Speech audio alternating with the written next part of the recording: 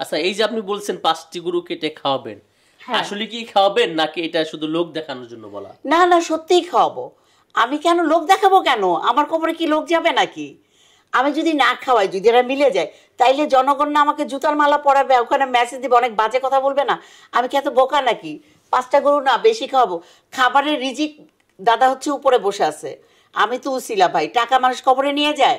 দর্শক দেখতে পাচ্ছেন এই মুহূর্তে আমাদের সাথে উপস্থিত আছেন সোশ্যাল মিডিয়ায় জনপ্রিয় একজন ব্যক্তি, যিনি কিনা হিরো আলমের বড় আপু হিসেবে বেশি পরিচিত, এবং সম্প্রতি তিনি একটি বিষয় নিয়ে খুবই আলোচনায় এসেছেন, যেটি হচ্ছে আপনারা জানেন বাংলাদেশের চলচ্চিত্র জগতের সুপারস্টার সাকিব খান তিনি 2টি বিয়ে করলেও তৃতীয় আরেকটি বিয়ে নিয়ে তার পরিবার পাত্রী দেখছে বিয়ের জন্য, এটি কথা হয়েছে। এবং সেই সাথে এই কাজল আপু তিনি বলেছেন তার প্রথম স্ত্রী অপু বিশ্বাসকে নিয়ে যেন তিনি সংসার করেন, এবং সংসার যদি করে থাকেন তাহলে 5টি গরু কেটে সাধারণ মানুষকে খাওয়াবেন। আসলে এই অফারটি তিনি কেন দিয়েছেন তার মুখ থেকে শুনবো।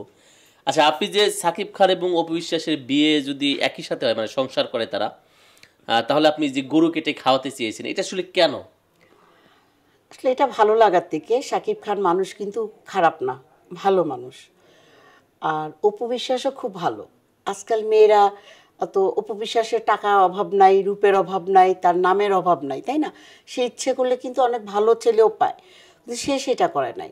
তার বাচ্চাকে ভালোবাসে, বাচ্চাকে নিয়ে থাকে, সে বিভিন্ন কাজে ব্যস্ত থাকে। এটাতে বোঝা যায় যে শাকিব খানকে সে অনেক ভালোবাসে।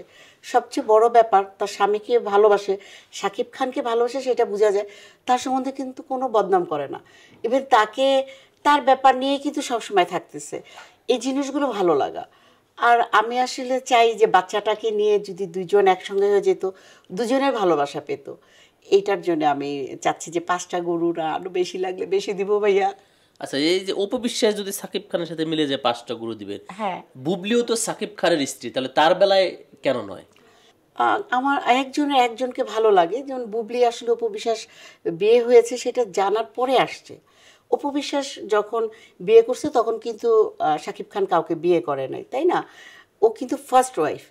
তো অতএব আমি ফার্স্ট ওয়াইফের পক্ষে থাকবো। সে যদি কানা হয়, ল্যাংড়া হয়, লুলা হয়, ফার্স্ট ওয়াইফের মতো কিন্তু কেউ পৃথিবীতে আর হতে পারে না, ভালোবাসতে পারবে না। একটা স্বামী, মেয়ের ব্যাপারও একটা স্বামী প্রথম স্বামীর মতো স্বামী হয় না, আর বউর ব্যাপারও প্রথম স্ত্রীর মতো হয় না, এটা আমি জানি। শাকিব খান কিন্তু এখনো মুখে বলে নাই যে আমি বিয়ে করতে চাচ্ছি। আপনি কি দেখেছেন কোথাও যে শাকিব খান নিজে বলেছে যে হ্যাঁ আমি তৃতীয় একটা বিয়ে করব? তার পরিবার তো পাত্রী দেখছেন। পরিবার দেখতেই পারে, আমার সন্তানটা একা আছে, দুইজন যুদ্ধ করতেছে, তো এর মাঝে আমি আমার ছেলেটাকে করি, দেখি কেউ হয়তো যেটা যে ভালো সে হয়তো ভালো চলে আসবে, এই জন্য হয়তো করতে পারে। কিন্তু শাকিব খান তো মুখে বলে নাই ভাই। আচ্ছা, এই যে আপনি বলছেন 5টি গরু কেটে খাওয়াবেন, হ্যাঁ। আসলে কি খাওয়াবেন নাকি এটা শুধু লোক দেখানোর জন্য বলা? না না, সত্যিই খাওয়াবো। আমি কেন লোক দেখাবো কেন? আমার কবরে কি লোক যাবে নাকি? আমি যদি না খাওয়াই, যদি এরা মিলে যায়, তাইলে জনগণ না আমাকে জুতার মালা পরাবে, ওখানে মেসেজ দিবে, অনেক বাজে কথা বলবে না? আমি কি এত বোকা নাকি?